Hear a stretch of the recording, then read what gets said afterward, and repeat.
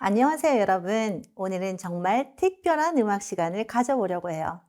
여러분 혹시 마법사나 요정, 공주님이 나오는 이야기를 좋아하시나요? 그렇다면 오늘 우리가 배울 음악을 정말 좋아하게 될 거예요. 우리는 오늘 모차르트라는 유명한 작곡가의 마술피리라는 오페라에 대해 배워볼 거예요. 이 오페라에는 아주 특별한 캐릭터가 나오는데 바로 밤의 여왕이에요. 밤의 여왕은 극의 초반에 딸을 구하려는 불쌍한 어머니로 묘사가 되다가 이야기가 진행되면서 악역으로 전환되어 복수에 집착하는 모습을 보이는 캐릭터인데 그녀가 부르는 노래가 정말 놀랍답니다. 밤의 여왕이 부르는 밤의 여왕 아리아는 너무나 높은 음을 빠르게 부르기 때문에 세계에서 가장 뛰어난 소프라노 가수들만이 부를 수 있어요. 여러분, 밤의 여왕의 모습은 여러분이 상상하던 우아하고 자애로운 여왕의 모습과 사뭇 다를 수가 있답니다. 그런데 그녀의 목소리는 마치 밤하늘에 별들이 반짝이는 것처럼 빛나고 화려해요. 그리고 그 목소리가 점점 더 높아지다가 마침내 우리가 들어본 적이 없는 아주 높은 음에 도달하는 거예요. 이제 우리 함께 이 놀라운 노래를 들어볼까요? Meine Tochter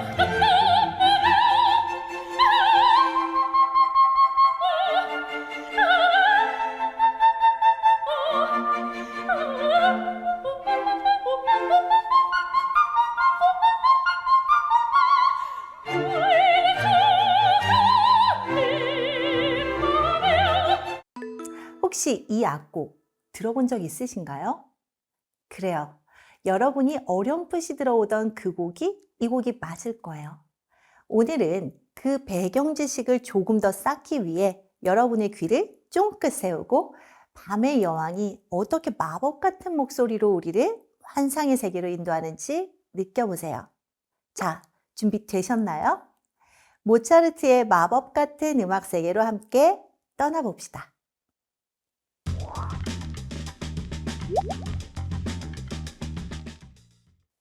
여러분, 이번 시간에는 모차르트의 오페라 마술피리의 줄거리를 이해하고 악곡의 특징을 파악할 수 있다라는 목표를 가지고 고전주의 음악의 대표적인 작곡가인 볼프강 아마데우스 모차르트와 그의 유명한 작품 마술피리 중에 밤의 여왕 아리아에 대해 알아보겠습니다. 먼저 작곡가 소개입니다. 모차르트, 많은 분들이 들어보신 적 있으실 것 같은데요. 모차르트에 대해 얼마나 알고 계시나요? 모차르트는 1756년에 태어나 1791년에 실종되어 언제 사망했는지 정확히 날짜도 알 수 없는 너무 짧게 이 세상을 왔다가 떠난 천재 음악가랍니다. 모차르트는 오스트리아의 짤츠부르크에서 태어났습니다. 그는 3살에 피아노를 시작하고 5살에 첫 작곡을 했으며 어린 나이에 교향곡과 오페라를 작곡하는 등 놀라운 음악적 재능을 보여 음악의 신동이라는 별칭을 얻었죠.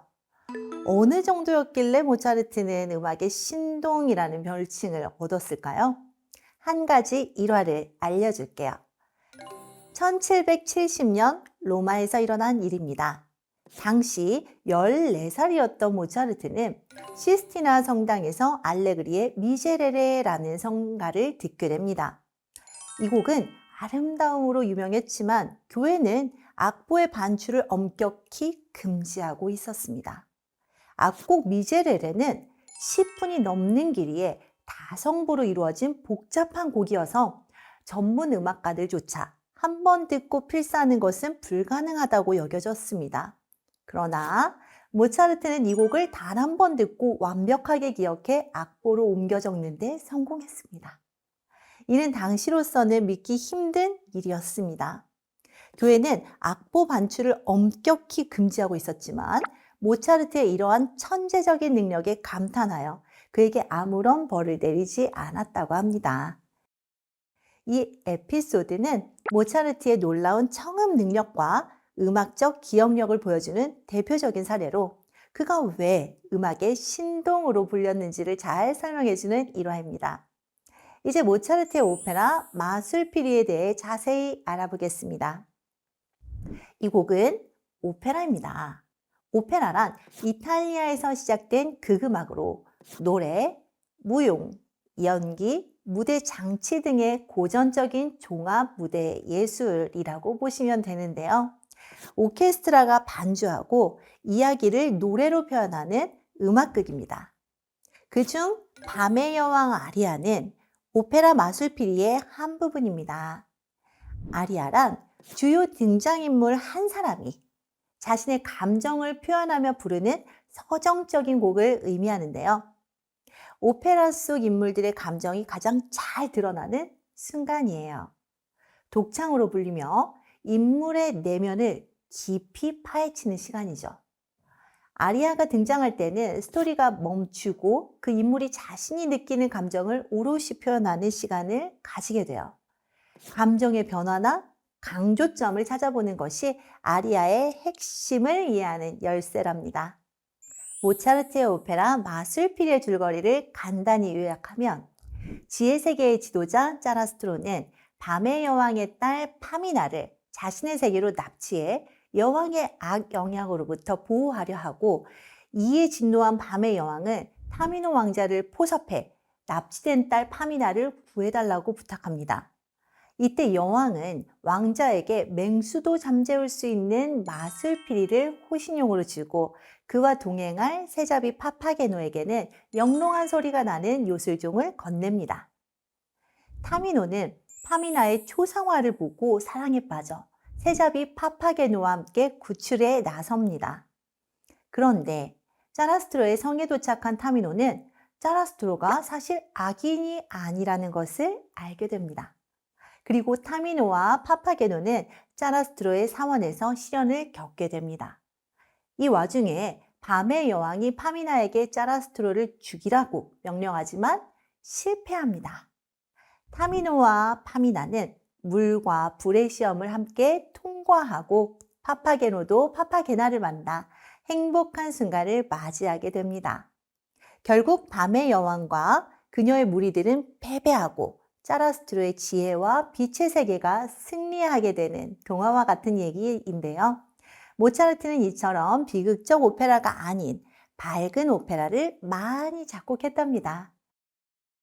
이 오페라는 사랑, 지혜, 선과 악의 대립 등 다양한 주제를 환상적이고 신비로운 분위기로 다루고 있어 소개할 때마다 기분이 참 좋은데요. 특히 밤의 여왕 아리아는 마술피리에서 가장 유명한 곡 중 하나입니다. 앞에서 짧게 음악을 들려드릴 때 어떤 곡처럼 느껴지셨나요? 굉장히 기분이 좋아서 하하하 웃는 것 같았다고요? 자, 여기에 반전이 있습니다. 이 곡은 어둠의 세계를 다스리는 밤의 여왕이 딸 파미나를 찾아와 지혜 세계의 지도자인 짜라스트로를 죽이라고 명령하면서 부르는 곡입니다. 복수심이 가득한 내용의 아리아로 원제는 지옥의 복수가 내 마음을 불타게 한다입니다. 이 곡은 화려하고 복잡한 기교와 극적인 격분으로 가득 찬 아리아로 고음의 향연으로 유명합니다. 정확하고 강렬한 고음은 청자들에게 깊은 인상을 남기는데요. 자, 이제 밤의 여왕 아리아를 들어보겠습니다. 노래를 들으면서 다음 사항들에 주목해 보세요. 소프라노의 음역대가 어느 정도인지, 그리고 극적이고 격정적인 감정 표현을 어떤 식으로 표출하는지, 마지막으로 복잡한 음악적 기교를 눈여겨보시면서 여러분도 함께 따라해 보셔도 좋습니다.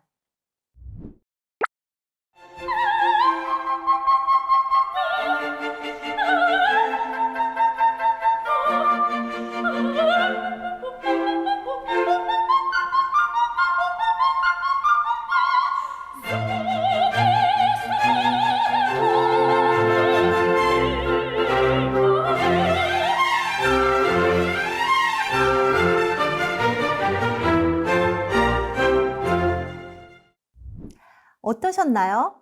이 아리아는 오페라 음악에서 가장 유명한 소프라노 아리아 중 하나로 꼽힙니다. 높은 난이도의 기교와 강렬한 감정 표현이 특징적이죠. 이 곡의 음악적 가치는 매우 높아서 1977년 발사된 무인 우주 탐사선 보이저에 실린 금방 레코드판에도 수록되어 있습니다. 인류의 대표적 문화유산으로 선정된 것이죠.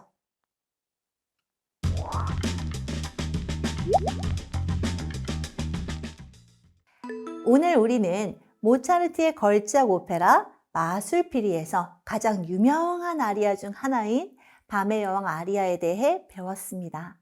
이 곡을 통해 우리는 음악의 아름다움과 힘을 느낄 수 있었습니다. 오스트리아 출신의 모차르트가 어떻게 음악의 신동이라는 별칭을 얻게 되었는지 알게 되셨나요? 오케스트라의 반주와 함께 이야기를 노래로 표현하는 오페라의 독특한 매력을 이해했습니다. 특히 감상곡 밤의 여왕 아리아는 복수심으로 가득 찬 밤의 여왕의 감정을 음악으로 어떻게 표현했는지 살펴보았습니다. 음악은 단순한 소리의 나열이 아닌 감정과 이야기를 전달하는 강력한 도구임을 깨달았죠? 이제 여러분도 일상에서 음악의 힘을 느껴보시기 바랍니다. 함께 공부하신 모든 분들 수고 많으셨습니다. 감사합니다.